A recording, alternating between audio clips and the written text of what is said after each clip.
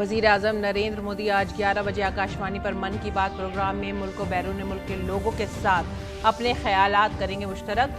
दूरदर्शन और आकाशवाणी के तमाम नेटवर्क पर किया जाएगा नश्र।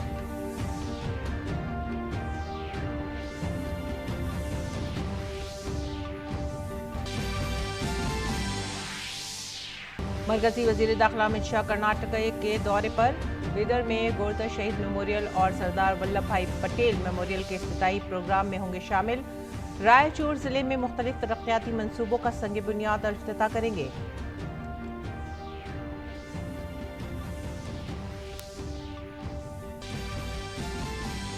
भारतीय खलाई तहकीकी इदारे से आज सुबह 9 बजे LV-M3 रॉकेट से श्रीहरिकोटा OneWeb के 36 सैटेलाइट किए गए लॉन्च। इन सैटेलाइट्स के जरिए दुनिया भर में इंटरनेट खिदमात दस्तयाब कराने में मिलेगी मदद।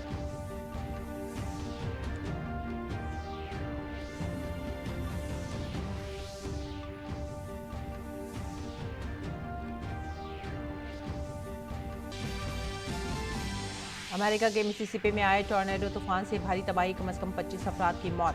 तूफान की वजह से कई इमारतों को नुकसान।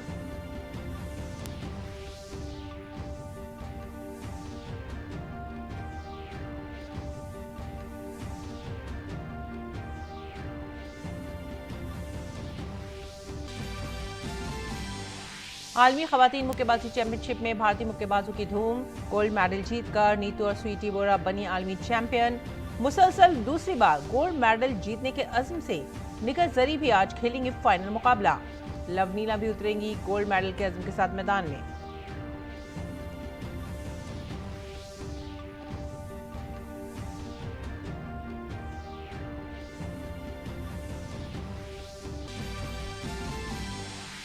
विमेंस प्रीमियर लीग के पहले एडिशन के फातेह का आज होगा फैसला। मुंबई के वॉर्बन स्टेडियम में होने वाले खिताबी मुकाबले में दिल्ली कैपिटल्स का मुकाबला मुंबई इंडियंस से।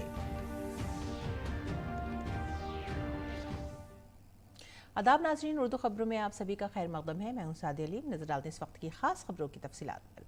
वज़ीर आज़म नरेंद्र मोदी आज सुबह 11 बजे मन की बात प्रोग्राम के जरिए कौम से खिताब करेंगे। ये मन की बात प्रोग्राम की 99वीं किस्त होगी। मन की बात प्रोग्राम दूरदर्शन और ऑल इंडिया रेडियो के पूरे नेटवर्क पर बराह रास्त नश्र किया जाएगा। काबिल जिक्र है कि अगले माह 30 अप्रैल को मन की बात प्रोग्राम की 100वीं किस्त नश्र की जाएगी।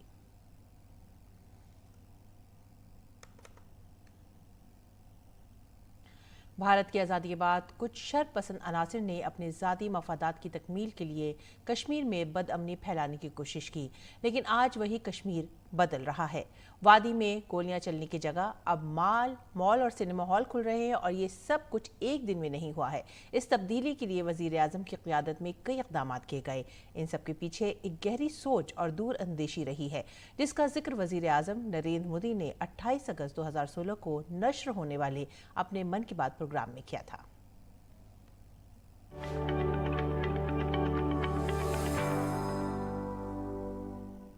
कश्मीर के संबंध में मेरा सभी दलों से जितना इंटरेक्शन हुआ, हर किसी की बात में से एक बात जरूर जगह होती थी। अगर उसको मैंने कम शब्दों में समेटना तो मैं कहूँगा कि एकता और ममता, ये दो बातें मूल मंत्र में रही और हम सभी का मत है, 125 करोड़ देशवासियों का मत है, गांव के प्रधान से लेकर के प्रधानमंत्री तक का मत है कि कश्मीर में अगर कोई भी जान जाती है, चाहे वह किसी नौजवान की हो या किसी सुरक्षा कर्मी की हो, ये नुकसान हमारा ही है, अपनों का ही है, अपने देश का ही है।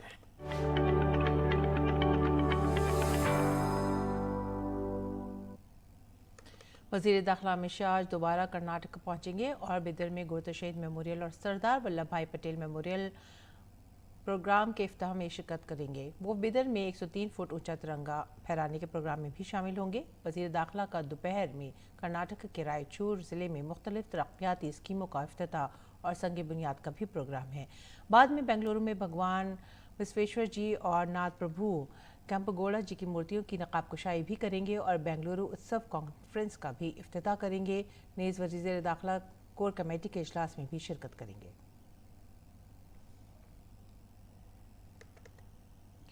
भारतीय खलाई तहकीकी इदारे यानी इसरो ने आज श्रीहरिकोटा में सतीश धवन खलाई मरकज से वन वेब इंडिया 2 मिशन का आगाज़ किया है।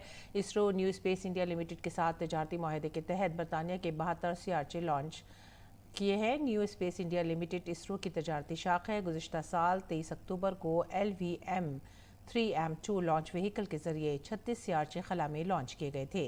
दूसरे मिशन के तहत आज LVM-3M3 लॉन्च व्हीकल के जरिए तकरीबन 5,805 किलोग्राम वजनी 36 सैटेलाइट्स को 450 किलोमीटर के दायराकार के जरिए मैदार में नस्ब किया गया। LVM-3 ने 5 कामयाब मिशन मुकम्मल किए हैं, जिनमें चंद्रयान 2 मिशन भी शामिल है। ये ब्रॉडबैंड इंटरनेट सर्विस फराहम करता है। कामयाब लॉन्चिंग के बाद एक्स एसोसिएट्स लिमिटेड के खला में 600 से ज़ायद सीआरचे हो जाएंगे, जो मुख्तलिफ ममालिक को खलाई सर्विस से इंटरनेट फराहम करने में मददगार साबित होंगे। और आगे बढ़ेंगे अगली खबर की तरफ। स्ट्रैटेजिक लिहाज से अहम मनाली ले NH3 427 किलोमीटर तवीली स्ट्रैटेजिक हाईवे बहाल हो गया है। ये शाहरा लद्दाख को मनाली के रास्ते भारत से जोड़ती है। ये शाहरा मुसल्लह अफवाज की नकलो हरकत, उनकी रसद और लद्दाख के खत्ते में स्ट्रैटेजिक तौर पर अहम है। नेज़ लद्दाख के लोगों को चीन और पाकिस्तान दोनों की सरहदों के साथ भारत से जोड़ने के लिए भी काफ़ी अहम है। इस शाहरा को बॉर्डर रोड ऑर्गेनाइजेशन ने 16 मार्च 2023 को खोला था। बर्फ हटाने के बाद यहाँ पर बेहतर तरीके से ट्रैफिक शुरू हो गया है।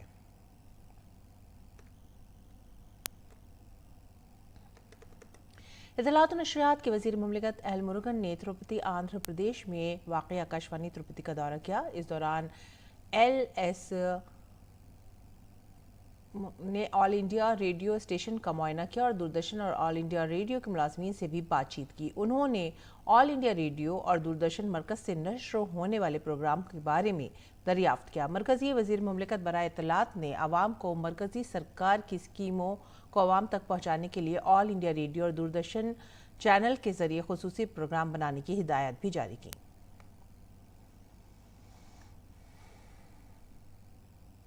मरकजी वजीर खेल अनुराग सिंह ठाकुर ने स्वीटी बोरा को तमगा जीतने पर मुबारकबाद दी है। अनुराग सिंह ठाकुर ने ट्वीट किया कि स्वीटी बोरा की इस शानदार जीत के साथ भारत के लिए एक और तमगे का इजाफा हुआ है। हमारी खवातीन की ताकत को सलाम, आपकी कामयाबी पर फख्र है।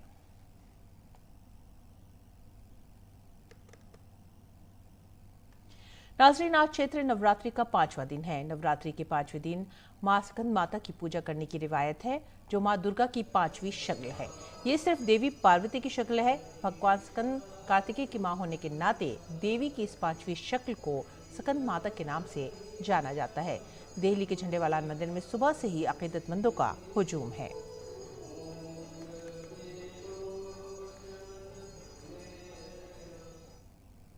इनोवेशन फेस्टिवल आज नई दिल्ली के नेशनल साइंस सेंटर में शुरू हुआ। 2 दिन तक जारी रहने वाले इस फेस्टिवल में स्कूल के तलबा अपनी इख्तरात का मुजाहरा कर रही हैं। इस फेस्टिवल का इनेकाद नौजवानों की इख्तरात को एक प्लेटफॉर्म फराहम करने के मकसद से किया गया है। नौजवानों में साइंस और टेक्नोलॉजी में दिलचस्पी पैदा करने और उनकी इख्तरात को एक प्लेटफॉर्म फराहम करने के मकसद के साथ नई दिल्ली के नेशनल साइंस सेंटर में इनोवेशन फेस्टिवल का इनेकाद किया गया। 2 रोज़ा इख्तराई मेला हफ्ते को शुरू हुआ। इस तकरीब का बुनियादी मकसद लोगों में तख्लीकी सलाहियतों की हौसला अफजाई करना है। इससे बच्चों में एक तरह की जान आ जाती है कि ये इनोवेशन से काम होएगा, उनको अप्रिसिएशन मिलता है और नर्चर होते हैं राइट फ्रॉम चाइल्डहुड कि कैसे इनोवेशन करना है और क्या रेलेवेंट इनोवेशन है। तो इस तरीके के समारोह से बहुत फ़र्क पड़ेगा आगे चलकर। इनोवेशन फेस्टिवल के दौरान इनोवेशन फेयर और स्टार्टअप नुमाइश के अलावा तलबा और आम लोगों के लिए कई इख्तराई चैलेंजेस और मुकाबले भी मुनक्किद किए गए। इसके साथ साथ साइंस के शोबे से वाबस्ता नामवर लोगों के लेक्चर्स का भी एहतमाम किया गया है।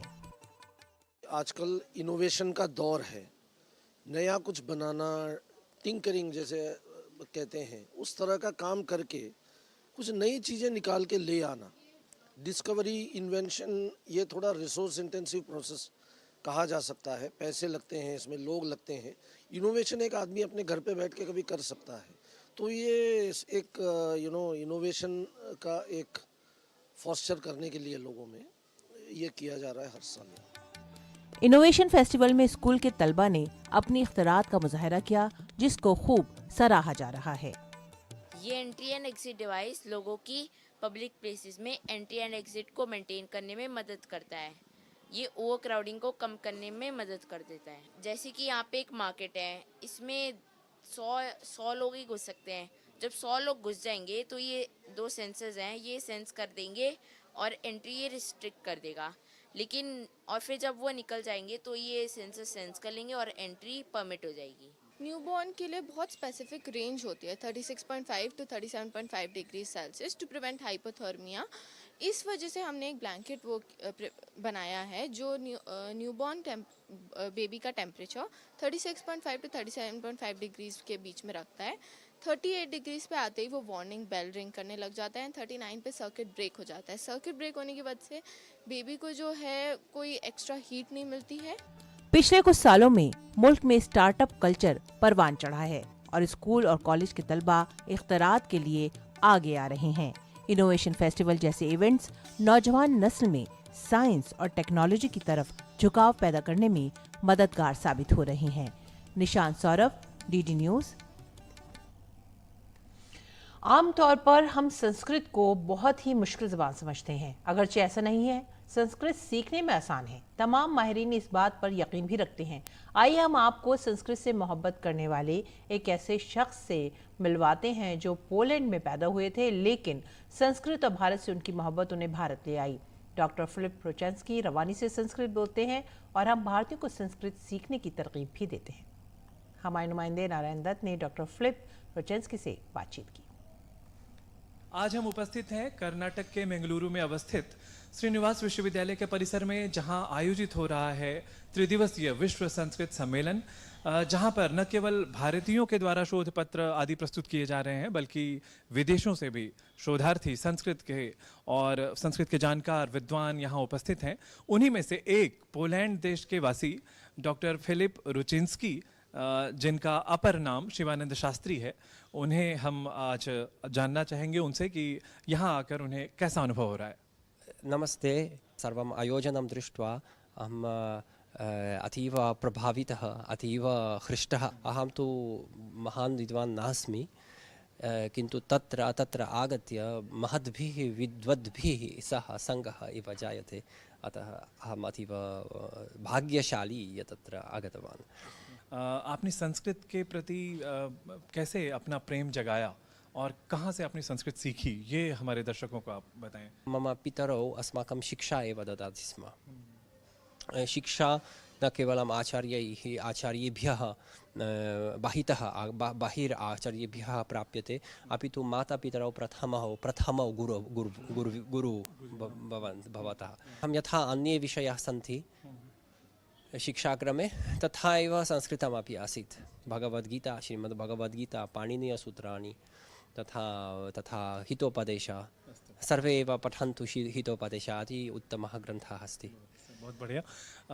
हम आपसे अंतिम में ये जानना चाहेंगे कि कई भारतीय, कई विदेशी लोग संस्कृत के प्रति कुछ दुराग्रह भाव रखते हैं या फिर उतना प्रेम नहीं रखते। ये पुरानी भाषा है, मृत भाषा है, ऐसे कई वचन भी होते हैं। ये जो दुराग्रह है वो सुपरस्टिशन उसके पीछे है, क्योंकि जब तक हम कुछ चीज़ को नहीं जानेंगे तो कैसे हम इसको स्वीकार या त्याग कर सकते हैं। सबसे पहले हम जानें, इसके बाद हम सोचें कि ये त्यागने के लिए या अस्वीकार करने के लिए योग्य है। संस्कृत के प्रचार प्रसार के लिए कुछ विशेष उद्यम आपके द्वारा किए जा रहे हैं। वयं पोलैंड देशे तस्य जागरूकताम् एव कारयामः। मम मातृचरणः अनुवादं करोति, अहमपि अनुवादं करोमि। मम मातृचरणैः कृतः तत्र संस्कृतमपि अस्ति, तथा अनुवादः, पद्यानुवादः, तथा सौन्दर्यम् एव मूलम एवं भवति। जो भी सुंदर नहीं है वो स्वीकार्य नहीं है। तो इसलिए संस्कृत में जो सौंदर्य सुंदर ग्रंथ हैं, जैसे मैं आग्रह देता हूँ कि आप हितोपदेश बच्चों को पढ़ाइए संस्कृत में। कितना आनंद होता है। मुझे भी, मैं बचपन में हितोपदेश पढ़ता था, तो शायद इसी से मेरी सबसे अधिक रुचि उत्पन्न हुई। संस्कृत के सौंदर्य को आपने जिस तरीके से बताया, संस्कृत के सौंदर्य के साथ बताया, उस भाषा के साथ बताया, उसके लिए आपका बहुत बहुत आभार। ऐसे ही कई विद्वान आए हुए हैं यहाँ विश्व संस्कृत सम्मेलन में, जो हम सभी को प्रेरित करने के लिए पर्याप्त हैं कि संस्कृत भाषा न केवल शास्त्रों की भाषा है अपितु साधारण संभाषण की भी भाषा है। ज्ञान विज्ञान की भाषा के साथ साथ साधारण चीज़ों को भी हम संस्कृत में बड़ी आसानी से कह सकते हैं। मैं छायांकनकार सत्यप्रकाश दुबे के साथ नारायण दत्त मिश्र, मंगलुरु, डीडी न्यूज़। और अब पेश है दिल्ली से शाया होने वाली उर्दू अखबारात का एक मुख्तसर सा जायजा।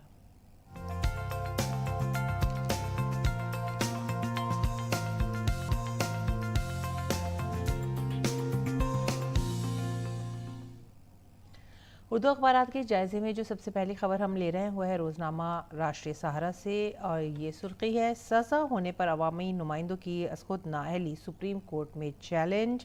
मोदी सरनेम पर हत्या इज़्ज़त मामले में सूरत की अदालत ने राहुल गांधी को सज़ा सुनाई थी और अगले ही दिन उन्हें लोकसभा के रुकने से नाअहल करार दे दिया गया था। अब हफ्ते को सुप्रीम कोर्ट में एक दरख्वास्त दायर की गई है जिसमें मुतालबा किया गया है कि कानून साज इदारों के मुंतखब नुमाइंदों को कसूरवार साबित होने के बाद उन्हें अस्कुत नाअहल करार नहीं दिया जाना चाहिए। अगली खबर की तरफ रुख करेंगे और यह खबर है राहुल गांधी का बयान है, उसकी सुर्खी बनाई है राष्ट्रीय सहारा ने, पार्लियामेंट में रहूं या बाहर जमहूरियत के लिए लड़ता रहूंगा, माफ़ी नहीं मांगूंगा क्योंकि मेरा नाम। और राहुल गांधी का ये बयान और मोदी सरनेम पर बीजेपी लीडर का 5 साल पुराना ट्वीट भी इस सिलसिले में वायरल हो रहा है। अगली खबर की तरफ रुख करेंगे। कोविड वबा से मुताल्लिक़ कोविड और इन्फ्लुएंजा के हवाले से मरकज़ की एडवाइजरी जारी की गई है। मरकज़ी हुकूमत ने कोविड, इन्फ्लुएंजा और सांस की शदीद बीमारियों पर कड़ी नज़र रखने के लिए कहा है। आगे बढ़ेंगे। इनकलाब की सुर्खी, वज़ीर मालियात की सरकारी बैंकों के सरबराहान के साथ मीटिंग, निर्मला सीतारमन ने माशी हालात का लिया जायज़ा। आगे बढ़ते हैं, अगली सुर्खी पर नज़र डालते हैं। हिंदुस्तान एक्सप्रेस की सुर्खी, झुकना आसान है लड़ना मुश्किल लेकिन हम लड़ेंगे और जीतेंगे। तेजस्वी यादव आरजेडी लीडर ने सीबीआई के सामने पेश होने से कबल अपने अज़्म का इजहार किया। आगे बढ़ेंगे अगली खबर की तरफ। अगली सुर्खी लेते हैं, शाही मस्जिद ईदगाह के सर्वे के लिए दाखिल नज़रसानी दरख्वास्त को खारिज कर दिया गया है। उत्तर प्रदेश के ज़िला मथुरा में एक मकामी अदालत ने ये दरख्वास्त खारिज की है। आगे बढ़ेंगे अगली खबर की तरफ। हिंदुस्तान एक्सप्रेस ने सुर्खी बनाई है, मीसा भारती से ईडी की तफ्तीश और लैंड फॉर जॉब मामले में सीबीआई की तेजस्वी से भी पूछताछ। इसके बाद की जो खबर है वो है कर्नाटक से मुतालिक। कर्नाटक के असेंबली इंतखाबात के लिए कांग्रेसी उम्मीदवारों की पहली फहरिस्त को जारी कर दिया गया है। ये थे आज के उर्दू अखबारात और उनका मुख्तसर सा जायज़ा। अब आगे बढ़ेंगे अगली खबर की तरफ। बैनुल-अक़वामी खबरों का रुख करते हैं। अमेरिका में रियासत मिसिसिपी के कई शहरों में तबाह कुन तूफान के नतीजे में 25 से ज़ायद अफराद हलाक हो गए हैं। सदर जो बाइडन ने तूफान मुतासरीन को हंगामी इमदाद की यकीन दहानी कराई है। एक बयान में उन्होंने कहा है कि मिसिसिपी से आई तस्वीरें दिल दहला देने वाली हैं। बाइडन ने कहा है कि वो मदद के लिए हर मुमकिन कोशिश करेंगे। मिसिसिपी की इमरजेंसी मैनेजमेंट एजेंसी ने कहा है कि तूफान से मरने वालों की तादाद बढ़ सकती है क्योंकि शार्की और हैम्फ्रेज काउंटी में तलाश और बचाव की कार्रवाइयां लगातार जारी हैं। इसराइल में अदालती इस्लाहात के खिलाफ मुल्क गिर मुजाहिरों पर वजीर दिफा योआव गैलेंट ने हुकूमत से अदालती इस्लाहात के अमल को रोकने का मुतालबा किया है। वजीर दिफा ने कहा है कि इस अमल के खिलाफ जारी तनाज़ा मुल्क के लिए खतरा बन सकता है। उन्होंने कहा कि इसराइल की हिफाजत के लिए अदालती इस्लाहात के इस अमल को रोकना होगा। इसराइली वज़ीर दिफा ने कहा कि इससे फ़ौज का हौसला कमज़ोर हो रहा है। इससे कबल इसराइल की पार्लियामेंट ने जुमेरात को अदलिया में तब्दीलियों के लिए मुजव्वज़ा मुतनाज़ा कानून को मंजूर किया था। यह कानून पार्लियामेंट ने ऐसे वक्त में मंजूर किया है जब सड़कों पर इसके खिलाफ मुजाहरे हो रहे हैं। और खेल के मैदान का रुख करते हैं। खेल की खबरों में स्वीटी बोरा ने दिल्ली में जारी खवातीन की आलमी बॉक्सिंग चैंपियनशिप में गोल्ड मेडल जीत लिया है। स्वीटी ने 81 किलोग्राम वेट कैटेगरी के फाइनल में चीन की वांग ली को 4-3 से शिकस्त दी। मैच खत्म होने के बाद रिव्यू का फैसला आने तक नतीजे का इंतजार करना पड़ा, लेकिन स्वीटी आखिर में फातेह रहीं और भारत के लिए गोल्ड मेडल जीता। मुकाबला शुरू हुआ और स्वीटी ने पहले राउंड से ही जारहाना अंदाज में खेला। वो पहले राउंड के बाद 3-2 से आगे थी। दूसरे राउंड में चीनी मुक्केबाज ने उन्हें काफी परेशान किया और स्वीटी जमीन पर भी गिर गईं। अगरचे वो दूसरे राउंड के बाद 3-2 से आगे रहीं। तीसरे राउंड के बाद फैसला रिव्यू के लिए भेजा गया। यहाँ भी नतीजा स्वीटी के हक में ही आया और भारत को मुकाबले में दूसरा गोल्ड मेडल मिला।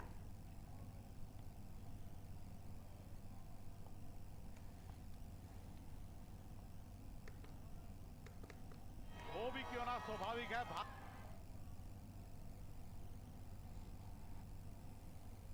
और भारतीय खातून बॉक्सर नीतू ने दिल्ली में जारी विमेंस वर्ल्ड बॉक्सिंग चैंपियनशिप में तारीख रकम की है। नीतू ने 48 किलोग्राम वजन के जुमरे में मंगोलिया के बॉक्सर लुत्साई खान अल्तान सेटसेक को शिकस्त देकर तलाई तमगा जीत लिया है। नीतू ने मुकाबला 5-0 से अपने नाम किया। बड़ी बात यह है कि अपने दूसरे मैचों की तरह नीतू ने खुद को इस मैच में भी जहराना अंदाज में आगे बढ़ाया।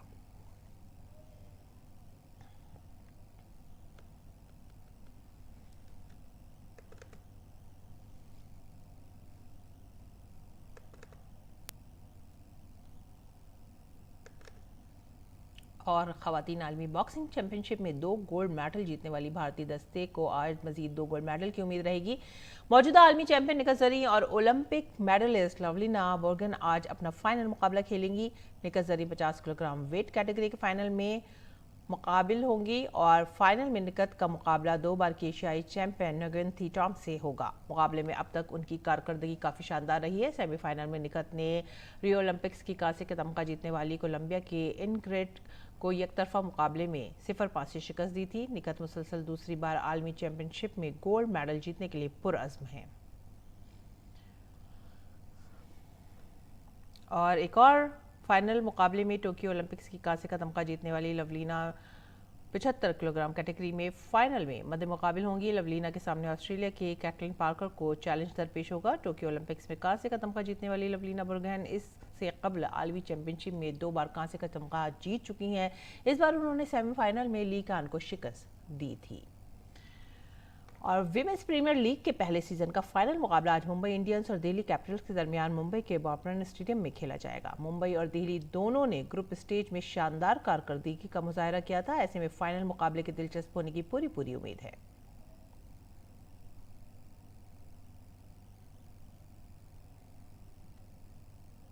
और अब मौसम का हाल।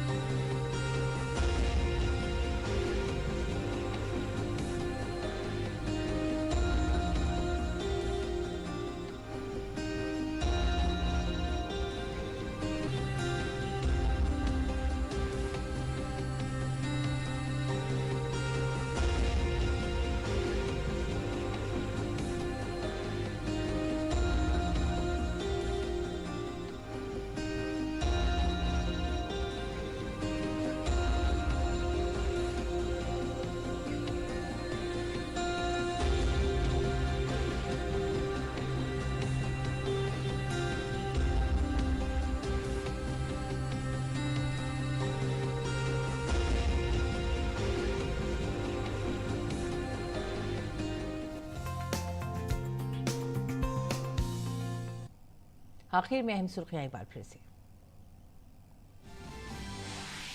वजीर आजम नरेंद्र मोदी आज 11 बजे आकाशवाणी पर मन की बात प्रोग्राम में मुल्क और बैरून मुल्क के लोगों के साथ अपने ख्यालात करेंगे मुश्तरक। दूरदर्शन और आकाशवाणी के तमाम नेटवर्क पर किया जाएगा नश्र।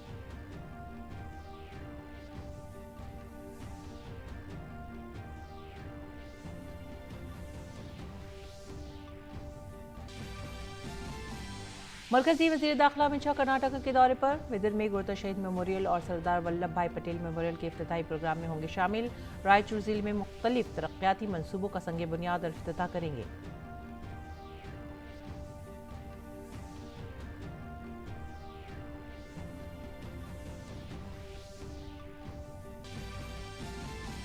भारतीय खलाई तहकीकी इदारे से आज सुबह 9 बजे LV-M3 रॉकेट से श्रीहरिकोटा OneWeb के 36 सैटेलाइट किए गए लॉन्च।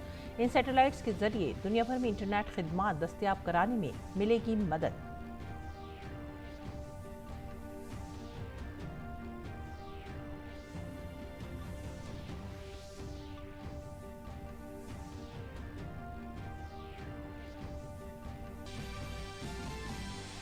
अमेरिका के मिसिसिपी में आए टॉर्नेडो तूफान से भारी तबाही, कम से कम 25 अफराद की मौत। तूफान की वजह से कई इमारतों को काफी नुकसान।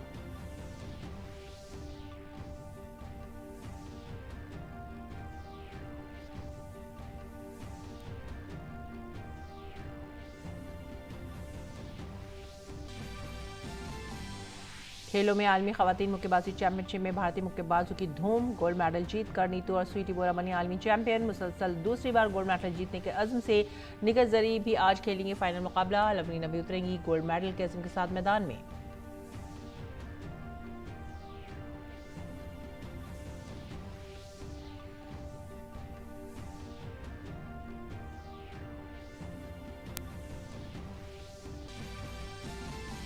विमेंस प्रीमियर लीग के पहले एडिशन के फातह का आज होगा फैसला। मुंबई के बाबरन स्टेडियम में होने वाले खिताबी मुकाबले में दिल्ली कैपिटल्स का होगा मुकाबला मुंबई इंडियंस से। इसी के साथ ही आप हमारी पूरी टीम को दीजिए इजाजत। आदाब।